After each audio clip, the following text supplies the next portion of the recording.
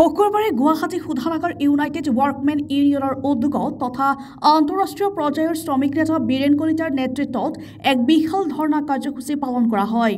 ইউনিয়নৰ সম্পাদক গিৰীশ কলিতাই দাবীসমূহ বিশদভাৱে দাঙি ধৰে।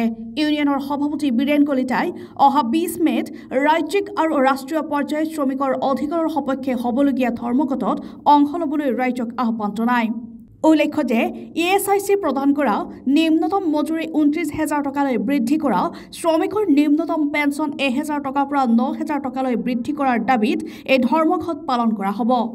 লগতে ধৰ্মঘটৰ জৰিয়তে কেন্দ্ৰীয় চৰকাৰে প্ৰৱৰ্তন কৰিব খোজা শ্ৰম সংহিতাৰো বিৰোধিতা কৰা হ'ব বুলি কলিতাই আহ্বান জনায়। আজিৰ ধৰ্ণা কাৰ্যসূচীত ৱৰ্কমেন ইউনিয়নৰ কাৰ্যকৰী সভাপতি দেৱজিৎ ভাগৱতী, তপন ডেকা, বিশু সেন, প্ৰণৱ জোৰা, গুণজিৎ নাথ আদি বিষয়ববীয়াসকলে অংশগ্ৰহণ কৰে।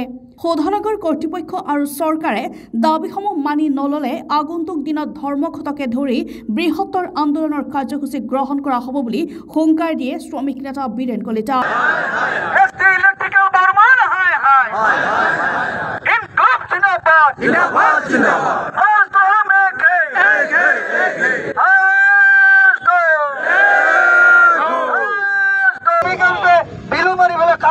শ্ৰমিকৰ পইচা কাঢ়ি খায়, এই ভিজিলেন্স ক'ত গ'ল? গতিকে তেওঁলোকে বনোৱা ভিজিলেন্স তেওঁলোক ডুপ্লিকেট হয় নে নহয় আপোনালোকে কওক। কিন্তু ডুপ্লিকেট নহ'লে তেতিয়াহ'লে ভিজিলেন্সে এই কথাটো ধৰিলে হয় যে শ্ৰমিকে কেনেকৈ 500 টকা পায়। ভিজিলেন্সে এই কথাটো ধৰিলে হয় যে মাইকী মানুহখিনিক কেনেকুৱা টৰ্চাৰ কৰে। তেওঁলোকৰ এজন মাতৃ পৰা জন্ম পোৱা, কোনোবাৰ বাচ্চা আছে, কোনোবাৰ ঘৰত অসুবিধা আছে, তেওঁলোকে মাইকী মানুহখিনিক এক্সকিউজ নকৰে।